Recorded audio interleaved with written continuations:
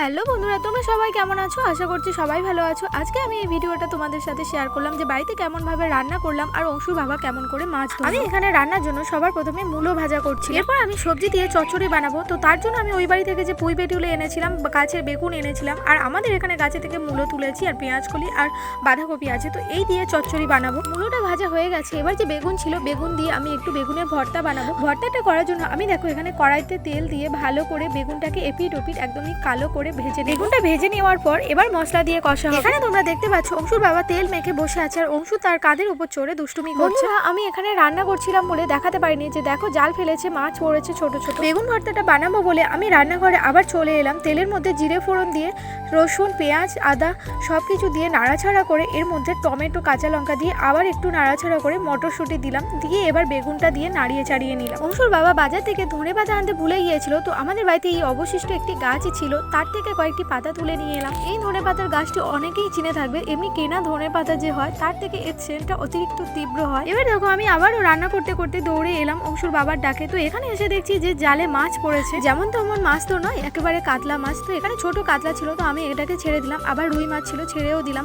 এবার দেখো এখানে একটা বড় সাইজের একটা কাতলা মাছ পড়েছে। এখানে পুকুরের পাড়ে ধুলো মাটিতে নোংরা হয়ে যাচ্ছিল, তাই জালটা নিয়ে বাড়িতে চলে আসা। তোমরা যে কাতলা মাছটা দেখতে পাচ্ছ এটা 2 কেজি উপরের মাছ। তোমরা অনেকেই জেনে থাকবে যে দেহের তুলনায় কাতলা মাছের মাথাটা অনেক ভারী হয়ে থাকে। কাতলা মাছটার সাথে এখানে একটা তেলাপিয়া মাছও ছিল। আমি এখানে মাছগুলোকে একটু জল দিয়ে ধুয়ে পরিষ্কার করে নিই। আমার তো চচ্চড়িটা করতে বাকি আছে, তাই অংশুর বাবা বললো যে মাছটা এখানে আমি কেটে দিচ্ছি, এমনিতে বড় মাছ, তাই আমি ভাবলাম ও কেটেই দিই। আমার তো মূলো ভাজা আর বেগুন ভর্তাটা হয়েই গেছে। এখানে যে চিংড়িটা আছে চচ্চড়ি করবো, তো এটা ভেজে নিলাম। চিংড়িটা ভাজা হয়ে যাওয়ার পর কড়াইতে তেলের মধ্যে 5 ফোড়ন দিয়ে চচ্চড়ি সবজিটা চাপিয়ে দিলাম।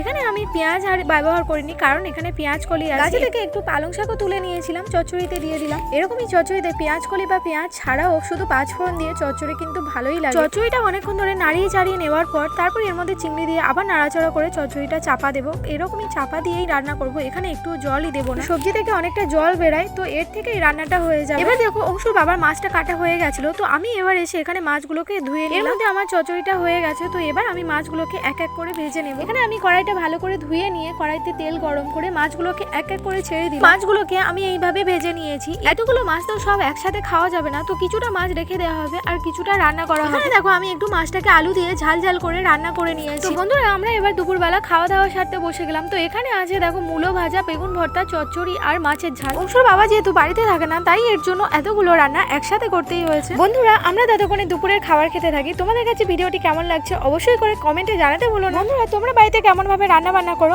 অবশ্যই কমেন্টে জানিও। ভিডিওটি যদি ভালো লেগে থাকে অবশ্যই করে একটা ছোট্ট লাইক দিয়ে দিও। সবাই ভালো থেকো, টাটা।